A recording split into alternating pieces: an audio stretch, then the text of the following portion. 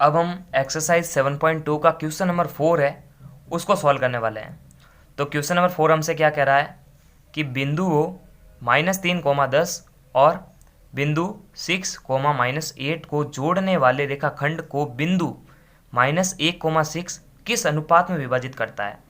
अब जब कभी भी क्वेश्चन के अंदर किस अनुपात की बात हो रही है, यानी आपको अनुपात ज्ञात करना है, तो अनुपात नहीं है तो हमको जो है मानना पड़ेगा।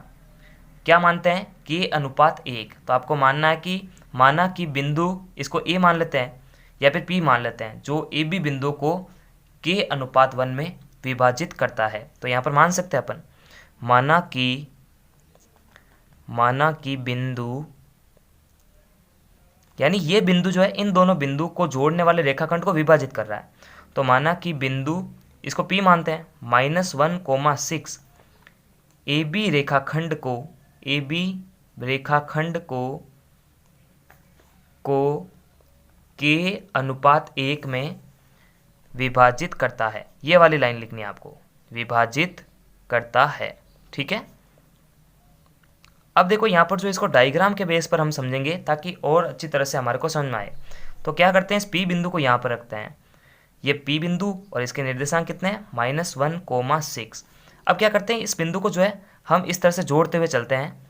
ये इस तरह से यहाँ पर तो मैंने ए ले लिया और इसको आगे बढ़ाया तो यहाँ पर जो है मैंने बी ले लिया और ए के निर्देशांक इसको मान रहे हैं। ठीक है ना, -3, 10 और 6, -8। अब हो क्या रहा है कि ये जो बिंदु है इस ए बी रेखाखंड को के अनुपात 1 में बांट रहा है। तो यहाँ पर अनुपात पे लिख दो आप, के अनुपात 1।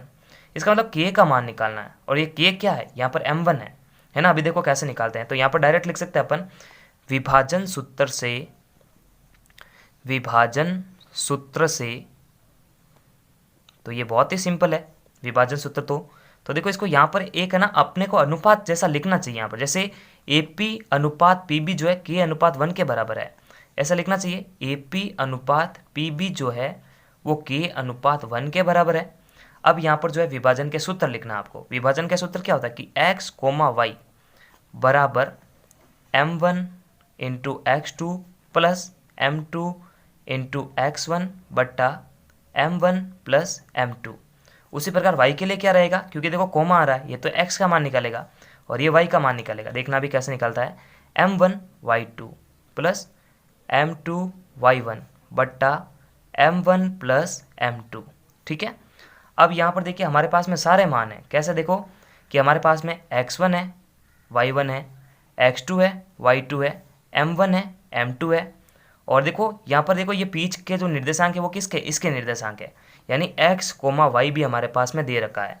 अब जब सब मान दे रखे हैं तो फिर k का मान निकाला जा सकता है मेरे हिसाब से। तो यहाँ पर देखिए क्या करते हैं हम, जो है यहाँ पर एक बार लिख देते हैं। चलो इसको डायरेक्ट करना चालू करते हैं। x, y यानी x की जो वैल्यू है वो -1 है और y की जो वैल्यू वो कितनी है, 6 है। ये तो हो गया। m1 हमारे पास में है k। देखो यहाँ पर m1 जो है हमारे पास में k है, m2 हमारे पास में 1 है। ठीक है।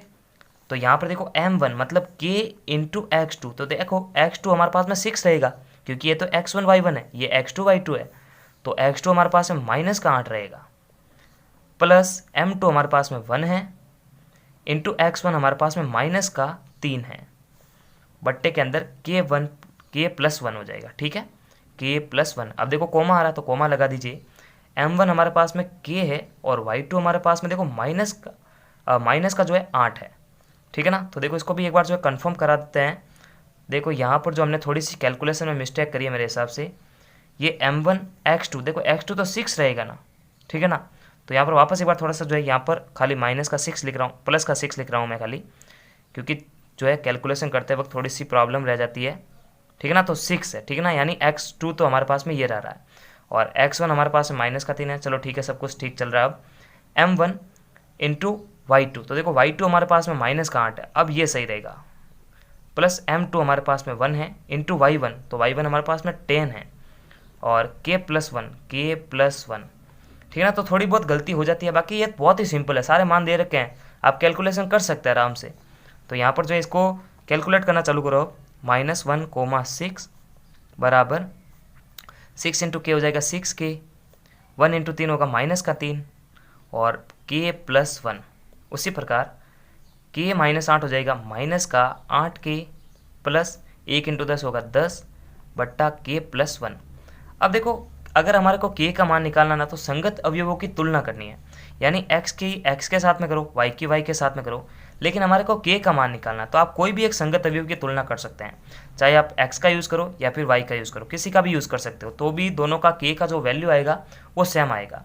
तो हम जो है यहाँ पर इसकी तुलना कर लेते हैं, ठीक है ना, यानी -1 के बराबर जो है, यानी x के अवयव की आप आपस में तुलना कर देते हैं। 6k -3 बट्टा k प्लस 1। अब वज्र गुणा कर दो इसको, तो माइनस का 1 जब k प्लस 1 से इंटू होगा तो क्या बनेगा, देखो माइनस का k और माइनस का 1 बराबर 6k -3। अब यहाँ पर एक समीकरण हमारे को प्राप्त हो चुका है। अब समीकरण का रूल्स रहता है कि लेफ्ट हैंड साइड में जो है चर पद रहते हैं और राइट हैंड साइड में जो है अचर पद रहते हैं।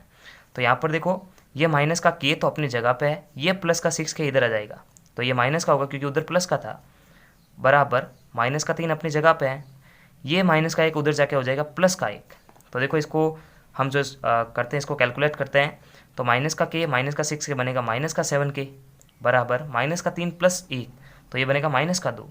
अब देखो माइनस इधर भी है माइनस इधर भी, तो कैंसिल हो जाएगा, k 7k बराबर 2 रहेगा। k का मान निकालना है तो k को तो यहीं पे रखेंगे, इससे जो गुणा में उधर जाके भाग में होगा 2/7। तो देखो k बराबर जो है 2/7 आ रहा है, इसका मतलब देखो ऐसे लिख सकते हैं ना अपन k/1। और अनुपात में लिखने का प्रोसेस क्या रहता है कि a/b को जो है a/b में लिख सकते हैं, तो k/1 को हम लिख सकते हैं k/1 के अंदर, तो इसको भी तो कैसे लिख सकते हैं 2/7 के अंदर।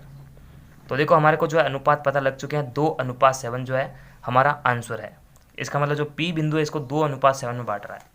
तो ये बहुत ही सिंपल है। अब अगर आप इसकी कंपैरिजन कराएंगे ना इस वाले की, जो तो भी जो है 2/7 ही आएगा। तो कैसे भी निकालो k का मान निकाल दो। तो नमस्कार, थैंक्स फॉर वॉचिंग। और पूरे चैप्टर की प्लेलिस्ट की लिंक है आपको वीडियो के डिस्क्रिप्शन बॉक्स में मिलेगी, वहाँ जाकर बैक टू बैक सारे वीडियोस देख सकते हैं। तब तक के लिए लाइक, सब्सक्राइब और शेयर करें। नमस्कार।